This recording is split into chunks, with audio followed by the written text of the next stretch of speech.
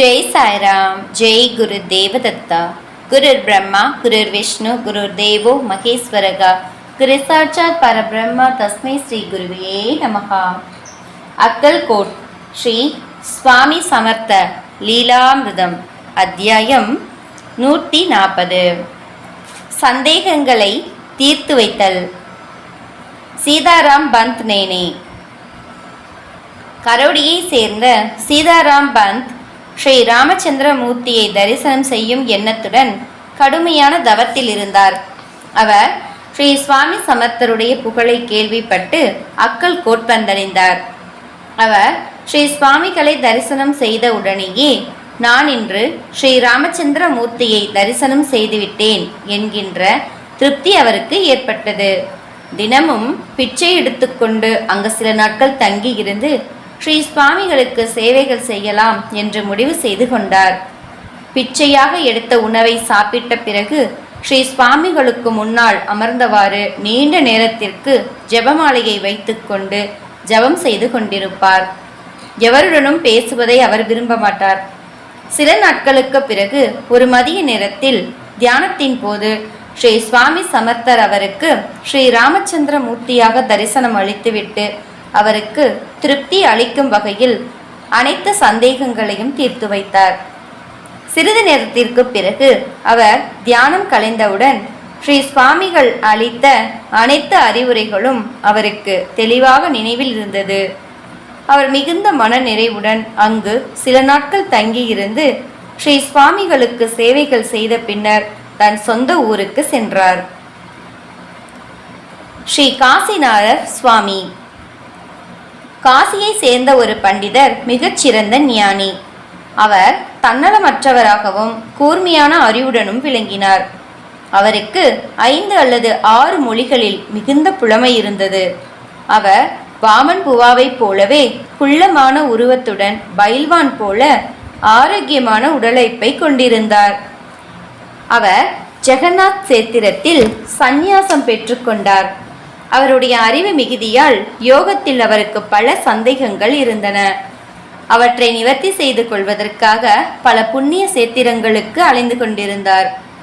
ஆனால் எவராலும் அவருடைய சந்தேகங்களை நிவர்த்தி செய்ய முடியவில்லை. அவர் ராமேஸ்வரத்திற்கு யாத்திரை செய்த பின் அவர் மலபாரில் தங்கியிருந்தார். ஒரு நாள் இரவு நேரத்தில் அக்கல்கோட் செல் என்கின்ற உத்தரவு வந்தது. அந்த இடத்தை பற்றி விசாரித்து கொண்டு உடனே நடைப்பயணமாக அக்கல்கோட் பயணித்தார். சக வருடம் 1799 அதாவது கிபி 1877 தை மாதத்தில் அவர் அக்கல்கோட் வந்தடைந்து ஸ்ரீ சுவாமி சமர்த்தரை தரிசனம் செய்தார். அப்போது அவர் மனதில் அன்பு பெருக்கெடுத்து அவர் கண்களில் இருந்து கண்ணீர் வழிந்தோடியது. சில நிமிடங்கள் வார்த்தைகளற்று ஸ்ரீ சுவாமிகளை தரிசனம் செய்து கொண்டே இருந்தார். பின்னர் அவர் பாதங்களில் நமஸ்கரித்துவிட்டு அமைதியாக அமர்ந்து கொண்டார். அவர் ஸ்ரீ சுவாமிகளுடன் 1 மாத காலம் தங்கியிருந்தார். அவரிடம் ஒரு கமண்டலம், 2 கௌபீனங்கள் மற்றும் ஒரு கசாயம் மட்டுமே இருந்தன. மைந்தர்கி என்கின்ற இடத்தில் நாத் துறவிகளுடைய ஆசிரமம் ஒன்றில் ஸ்ரீ சுவாமி சமர்த்தர் தங்கியிருந்தார். அப்போது அவருக்கு சேவைகள் செய்ய 10 முதல் 20 சேவகர்கள் இருந்தனர்.